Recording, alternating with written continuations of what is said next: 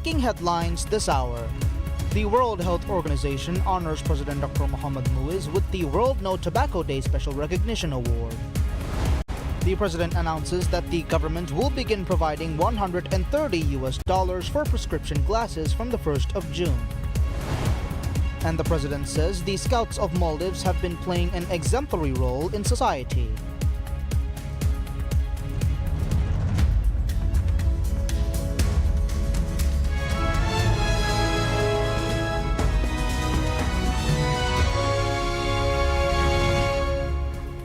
Bismillahirrahmanirrahim. Assalamu alaikum and welcome to PSM News in English with me, Idham Naim. The World Health Organization WHO honors President Dr. Mohamed Muiz with the World No Tobacco Day Special Recognition Award.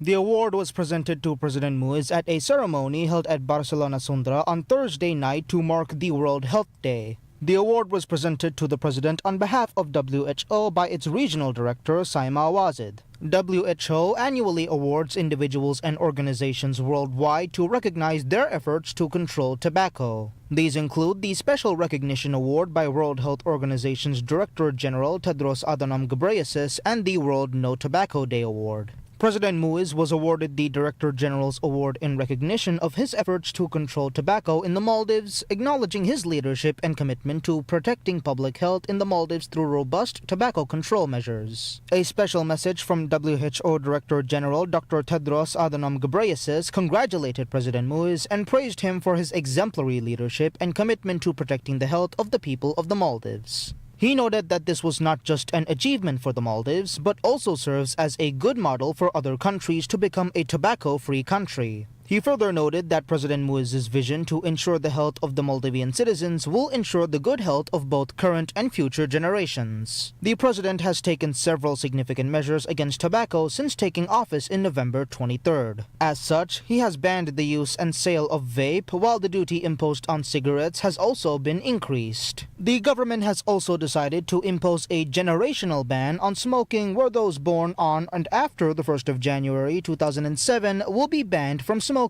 The generational ban to keep the younger generation away from tobacco was determined after the results of a poll conducted on social media. The Maldives has now completed the legal procedures to impose a generational ban on tobacco use. President Dr. Mohamed Muiz announces that the government will begin providing $130 to support the purchase of prescription glasses from 1st of June. The president made the announcement at a ceremony held at Barcelona Sundra on the occasion of World Health Day.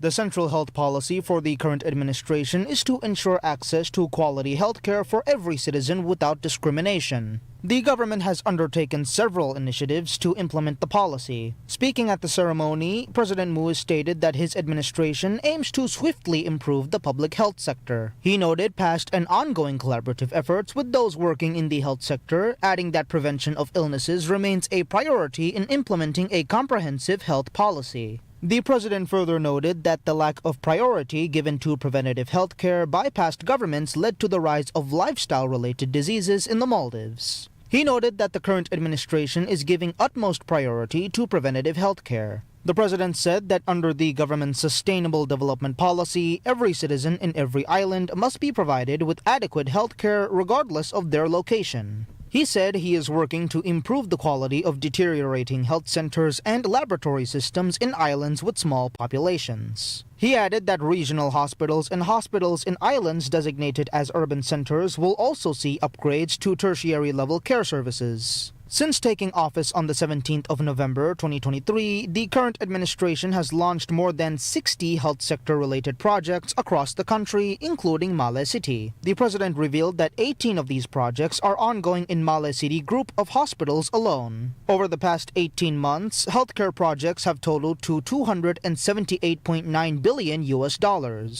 The president said he is also working to reduce the burden of traveling abroad to get healthcare services and to ensure that people can get the highest quality of healthcare while staying in the country. The president urged trained nurses to join the workforce and urged the public to support the prioritization of local employment in the healthcare sector. He explained that savings made within the health sector are being redirected to meet various needs of the people. Concluding his remarks, the president said the government will face any challenge without stepping back and do whatever is necessary to develop the country's vital health sector.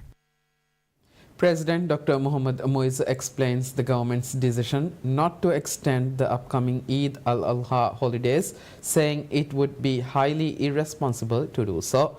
The president's remarks come amid the public disappointment over the government's announcement that only the days designated in the calendar will be closed for Eid. Many were expecting the governments to close the 3 days 1 to 3rd June, which falls within the Eid holidays. Speaking on the 7th episode of the Rayitun Nayak podcast, President Dr. Muiz acknowledged that some people expected the government to declare the spare 3 days as public holidays to coincide with Eid al-Adha. The president admitted that the government has previously closed for 1 or 2 working days which fall within a long holiday or weekend for the convenience of the public. However, he stressed that it would be highly irresponsible on the part of the government to declare 3 working days as public holidays, which could have extended the Eid al-Adha holidays to 9 consecutive days with the 2 weekends.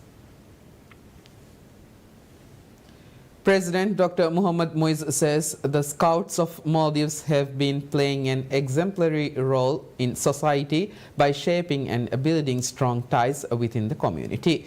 On the occasion of the 69th anniversary of the Scout movement in Maldives, the President extended warm felicitations to the past and present Scouts of the country's Scout movement. President Dr. Muiz pointed out Scouts have always been ready to help the country in any national emergency while doing an exemplary job in building strong community relationships. The association was first registered in 1984 as the Maldives Boy Scout Association. Later on, the association was renamed as the Scout Association of Maldives in 1994. The association was officially recognized as a member of the World Organization of the Scout Movement, WOSM, in 1990. With that decision, the Maldives Scouts have participated in international jamborees while hosting several others in Maldives.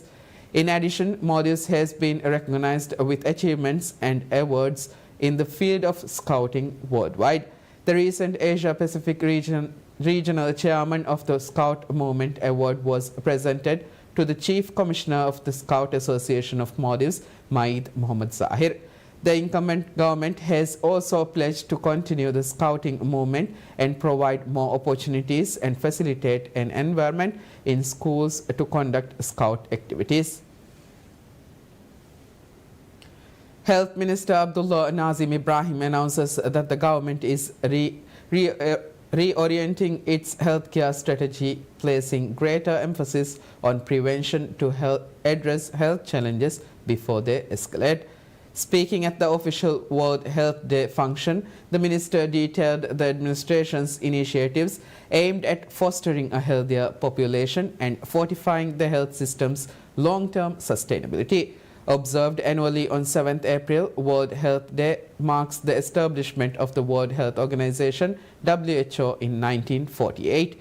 The event, first observed in 1950, serves as a platform for raising awareness of global health concerns. The theme for 2025, Healthy Beginnings, Hopeful Futures, highlights the importance of maternal and newborn health, calling for improved medical access, a reduction in preventable deaths, and a renewed focus on long-term well-being for mothers and infants. The minister stressed the government's commitment to reinforcing the country's healthcare infrastructure, pointing to President Dr. Mohammad Muiz's consistent prioritization of health initiatives. He said the administration's efforts align closely with this year's WHO campaign, underscoring the value of preventive care as a cornerstone of health policy. Building a healthier generation, the minister stated, remains a central aim of the president's health agenda. Among the initiatives launched to support this goal, the minister elaborated, is the fertility center at Dharmawanta Hospital, now operational alongside newly introduced food safety legislation designed to safeguard infant nutrition. Additional efforts, he added, have been focused on tobacco control policies, part of broader measures to curb public health risks. The minister characterized prevention-focused healthcare policies as a necessary step in addressing systematic challenges, describing the ongoing strain on medical resources as filling water into a footless bucket. Without proactive interventions, he noted, the system remains overwhelmed by reactive approaches.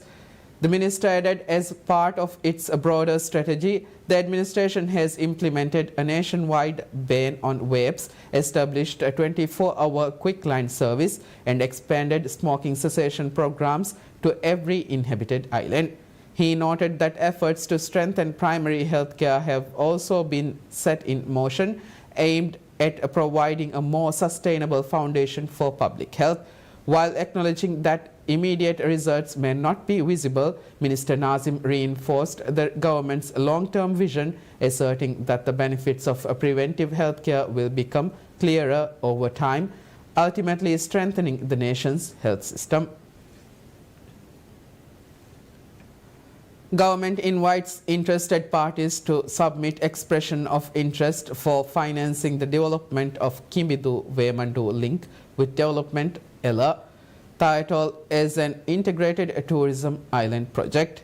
This project, approved under presidential decree on 1st April, is a key national initiative aimed for development of Taitol Kimbidu-Wemandu link with a development of Ella as an integrated tourism island.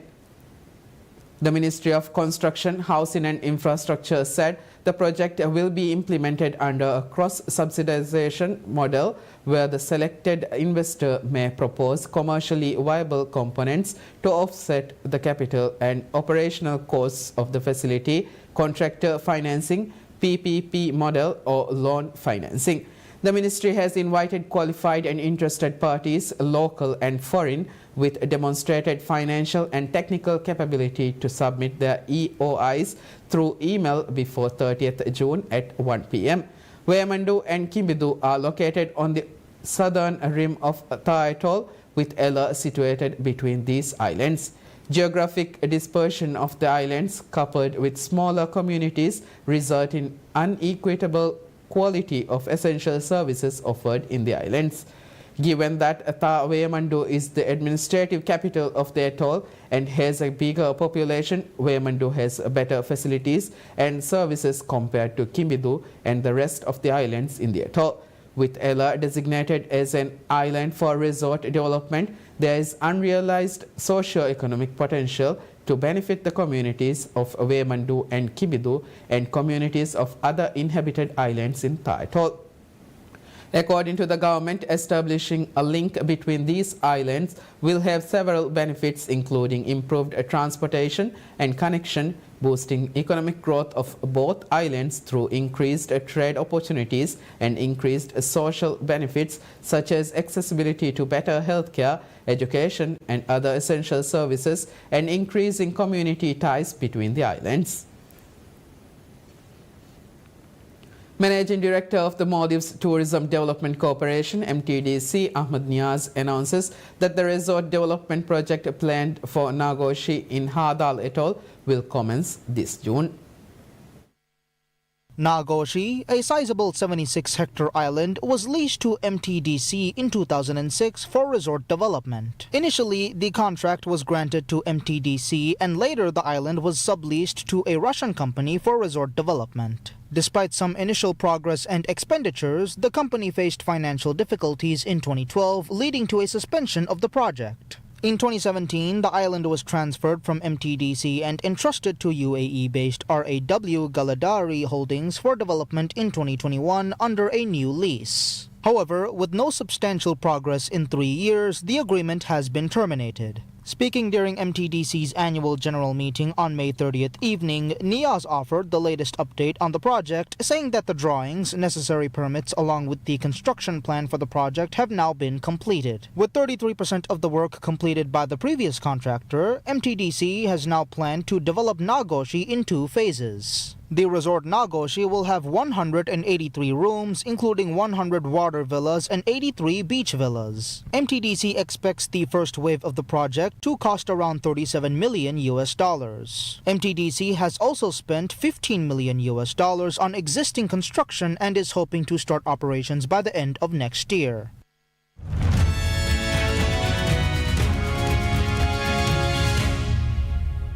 White House trade advisor Peter Navarro says that the Trump administration will seek to enact tariffs through other means if it ultimately loses the court fights over its trade policy.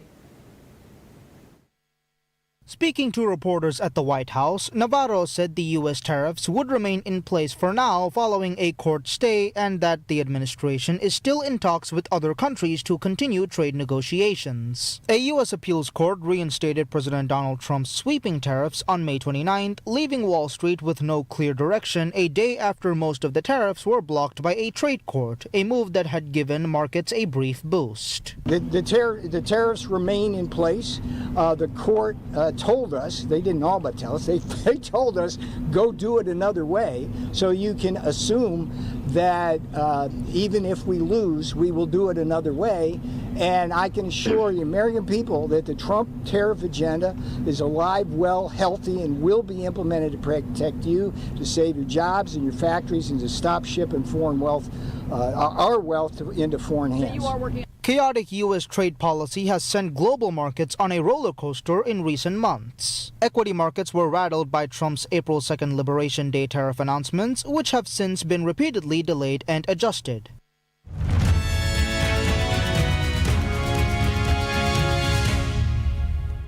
Palestinians flee the scene of an Israeli strike in Gaza City, which caused multiple injuries.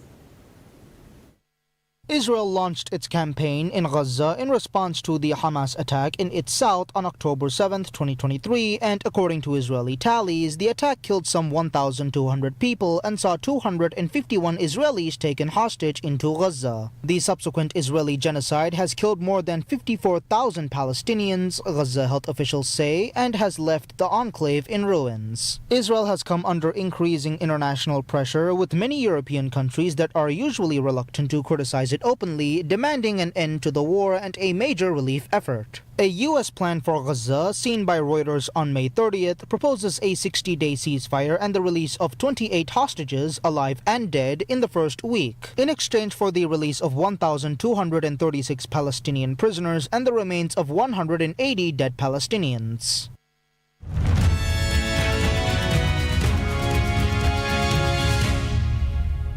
Police Chief Laurent Nunez says Paris will deploy 5,400 police officers for the UEFA Champions League final between Paris Saint-Germain and Inter Milan.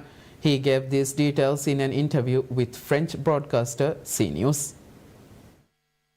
Although the match, which takes place on May 31st, will be held in Munich, a PSG victory would spark celebrations in the club's home city, which could escalate into disturbances. In light of the incident in Liverpool earlier this week, in which a car plowed into soccer fans, Nunez said traffic around the Arc de Triomphe, one of the city's best-known landmarks, will be blocked from midday May 31st, with the Champs-Élysées Boulevard and nearby streets also closed that evening. PSG's win over Arsenal earlier this month, which secured their place in the final, sparked a night of unrest in Paris, with 47 people arrested and 3 others injured after being hit by a car. Nunez said policing would be extremely firm as there are individuals who come solely to commit vandalism and loot businesses.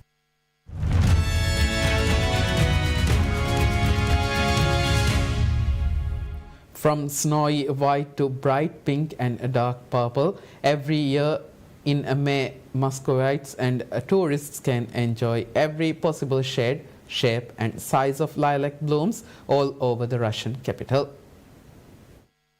For Muscovites, lilac bloom season is akin to sakura season in Japan. Among the many places where the shrub can be seen, one is especially important, the Lilac Garden, located in the northeast of Moscow. Once an experimental planting ground for the prominent Soviet-era lilac breeder Leonid Kalashnikov, now it is a public park where everyone can enjoy his legacy. Born in 1893 to a rich merchant family, Kalashnikov never got a proper agricultural education, but at a young age, lilacs became his main passion. After the revolution of 1917, Kalashnikov's family lost all their wealth and he had to get a profession as a chauffeur, but he never lost his passion for the lilacs. He became a self-taught lilac selective breeder and through his lifetime created over 300 new lilac varieties, many of which still grow at the Lilac Garden. Some of those specimens are over 70 years old. Some of the lilac varieties created by Kalashnikov are well known and grown throughout the world. For example, in the Buckingham Palace Park in London, UK, the Royal Botanic Gardens in Hamilton, Canada, the Holden Arboretum and Arnold Arboretum in the USA.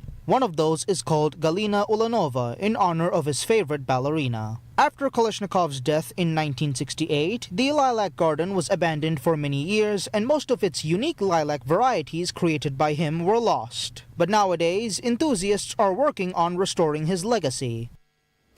That concludes news for now. Thank you for watching PSM News. Have a good day.